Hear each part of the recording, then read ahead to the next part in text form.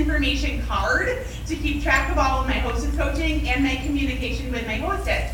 This keeps me on track, okay? Her guest survey is not my communication form. Her receipt, her customer receipt is not my communication form.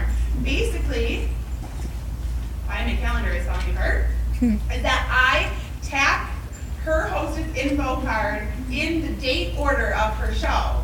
So I have a quick reference every time I turn the page for what hostesses I need to contact and where I am. You see, on the reverse side of this card is my hostess coaching checklist.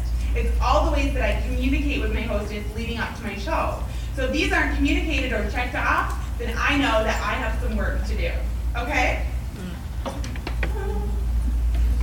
Communicate with your hostess 24 hours after she schedules the show. Remember that she's your teammate, she needs you, and you need her. Build a friendship with her so that you're both comfortable when you come into her home. Remember that she's really a stranger to you in most cases, and she's inviting her stranger friends to meet this stranger lady, to bring her stranger jewelry on her stranger table, and you're going to send her home with a pink receipt and say, see you later.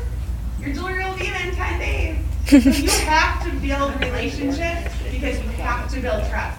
I don't care what game, I don't care what incentive you do, if you are not viewed as being trustworthy at your show, no one will ever schedule a jewelry show with you. You could give away your entire boutique, and if you're not building relationships, no one wants any part of it. So you have to be good at genuinely building relationships. That's good to know.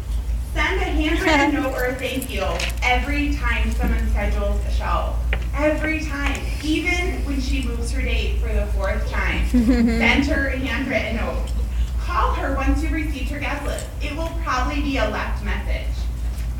Mail her invitations out and give her her hostess packet and explain the contents of the packet. I like to do it like this. I drive about an hour and a half for my jewelry shows right now, and so I mail my hostess packet, and on the very front label it says, "Stop. Call me when your packet arrives." And guess what? She calls. It's crazy. You know when she calls? When she's not giving her kid a bath for making dinner, or she's at the t-ball game. She calls you when she has 5 minutes to talk. And the fact of the matter is, I can be driving to Toledo and take this phone call. I know exactly what's in this hostess packet because I put it there, right? So you can take this call when you're rolling through the grocery store, and that's fine. She's going to call you when she has a minute to visit, and that's what I want. I want her to be concentrating on the material at hand. I talk her through the material, and I'm going to give you a retailing tip second. I give all of my hostesses 5 advanced order forms. 5 is an easy number. I'm 5 minutes late, I'm 5 minutes early, right? I gotta run to the store and grab 5 things. You know, we all use that number so easily. So I say this, I have her dump out all the contents of her hostess packet, walk her through, I send her a copy of her guest list so she remembers who she invited, send her those extra invitations, etc., etc. And then I say this, I went ahead and put 5 customer order forms in your hostess packet. I'm going to need you to go ahead and get all 5 of those filled out before our jewelry show on the 27th. That will ensure you receive your $50 bonus compliments of premiere. Do you have any questions? Yay! Okay, great. Moving along. And the fact of the matter is, 90% of the time she says, I only got 4 of them filled out, but I'm working on that business. Because $100 is overwhelming to a lot of people because they don't really understand the cost of our jewelry, right? That it's reasonably priced. But we know if she gets 5 order forms filled out before her show, she's way over that $100 mark, and you can celebrate that with her.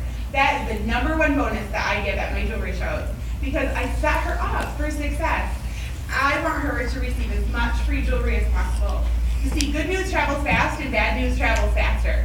I want her to get as much free jewelry as possible so she wants to refer me to her friends and she wants to have another jewelry show down the road. You want to call her when you send the invitations in the mail. Like I said, it's a good left message. And you also want to call her about 2 or 3 days before the jewelry show. Don't call her the day before the jewelry show. She's vacuuming her house and cleaning her bathroom and cursing your name. Why is she helping you?